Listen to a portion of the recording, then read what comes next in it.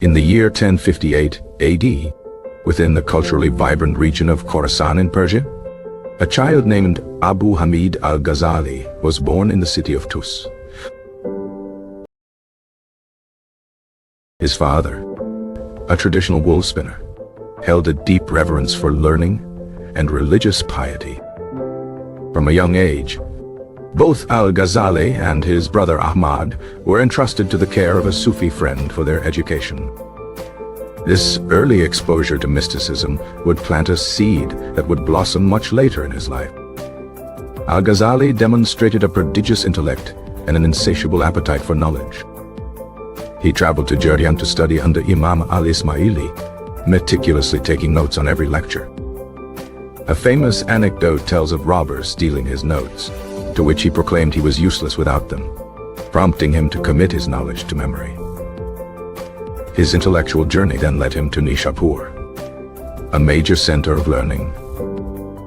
There, he studied under the most celebrated theologian of the age, Imam al-Haramain al-Juwayni.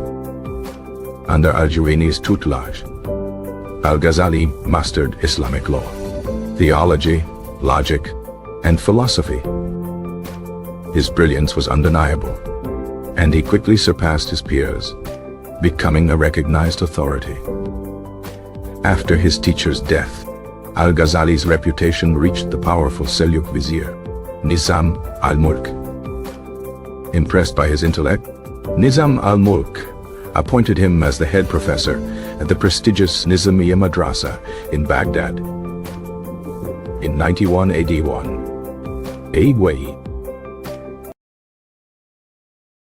This was the most coveted academic position in the entire Islamic world. For 4 years, he lectured to hundreds of students, attracting massive crowds. He was at the zenith of his fame, influence, and worldly success. He wrote influential books on law and debated fiercely against various sects and philosophical schools. Yet, beneath this glittering surface of success, a profound crisis was brewing.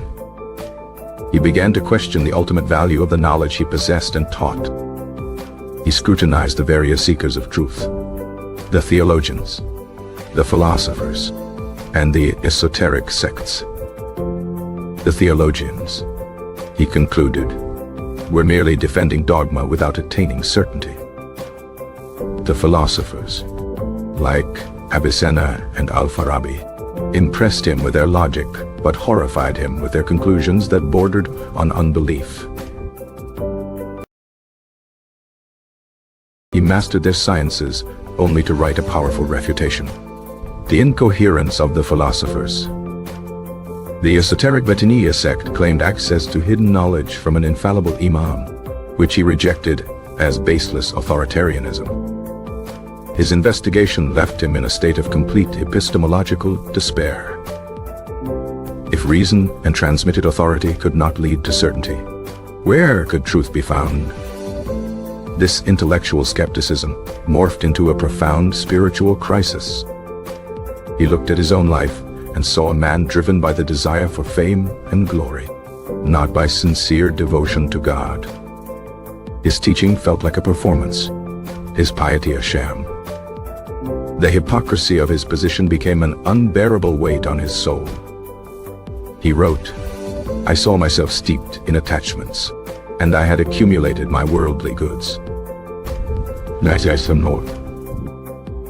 This inner turmoil manifested physically. He developed a speech impediment and could no longer lecture. His tongue was tied by God, a divine intervention forcing him to confront his spiritual sickness. Lost his appetite, and his physicians could find no cure, declaring it a malady of the heart. For nearly 6 months, he was caught between the attractions of worldly desires and the chains of the life to come. Finally, in a moment of surrender, he resolved to leave Baghdad and his prestigious life behind. He arranged for his family's care and announced he was making the pilgrimage to Mecca as a pretext. In secret, he was embarking on a journey into the unknown. seeking not knowledge but direct experience of God. He abandoned wealth, fame, and family, becoming a wandering Sufi ascetic. His journey first took him to Damascus, a city of saints and scholars. He lived there in seclusion, engaging in spiritual exercises and battling his ego. He would clean the mosque and live on the sparest of means, a stark contrast to his former life. It was during this period of intense spiritual struggle and reflection that he began to conceive his magnum opus. This work would be the Ihya Ulum al-Din, the revival of the religious sciences. He then traveled to Jerusalem, another city of immense spiritual significance. He would lock himself in the chamber above the dome of the rock, continuing his ascetic practices. He sought to purify his heart, believing that true knowledge flows from a polished soul, not a cluttered mind. The revival was his grand project to bridge the gap between the external laws of Islam and its internal, spiritual reality. He felt that the religious sciences of his day had become dead formalities, devoid of their spiritual essence. Jurisprudence was about worldly disputes, not the love of God. Theology was about polemics, not certainty. The Ihya was structured into 4 quarters, mirroring the path of the soul. The first quarter dealt with acts of worship, the outward pillars of the faith. But Al-Ghazali infused each act with its inner meaning and spiritual significance. The second quarter focused on the norms of daily life, from eating to marriage. He aimed to show how the entirety of one's life could be an act of worship. The third quarter, The Ways to Perdition, was a deep psychological dive into the vices of the soul. He dissected arrogance, envy, anger, and the love of wealth with surgical precision. This section was a manual for self-examination and purification. The fourth and final quarter, The Ways to Salvation, described the virtues and spiritual stations of the Sufi path.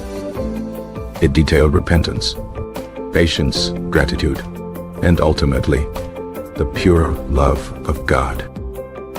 The Ihya was a synthesis of Orthodox theology, Sharia law, and Sufi mysticism, a combination previously thought impossible. He argued that direct, experiential knowledge, marifa, from the Sufis was the only path to true certainty. After nearly a decade of wandering and writing, a call came for him to return to teaching. Fakhr al-Mulk, the new vizier, urged him to come to Nishapur to combat new heresies. Reluctantly, Al-Ghazali agreed, feeling it was his duty to share the fruits of his transformation. He returned to the Nizamiya of Nishapur, not as a seeker of fame, but as a spiritual guide. His teaching was no longer about intellectual debate, but about the purification of the heart. He had found the certainty he sought not in books, but in the direct experience of the divine.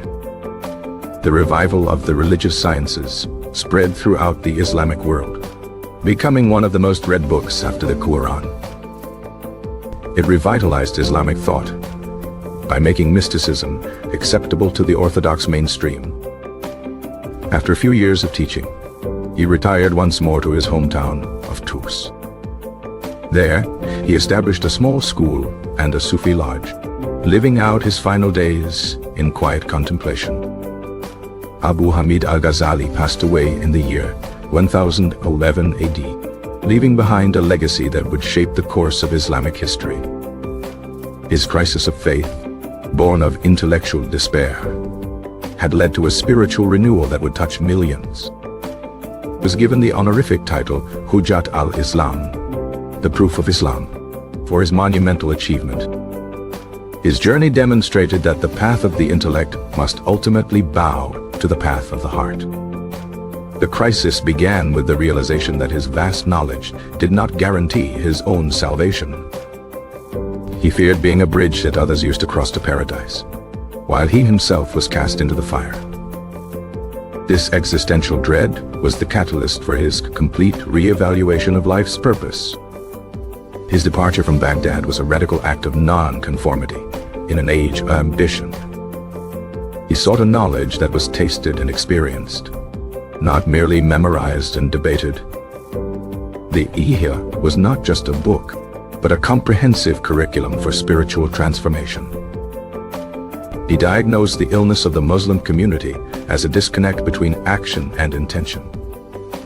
His work was a prescription to revive the heart and, through it, the entire body of the community.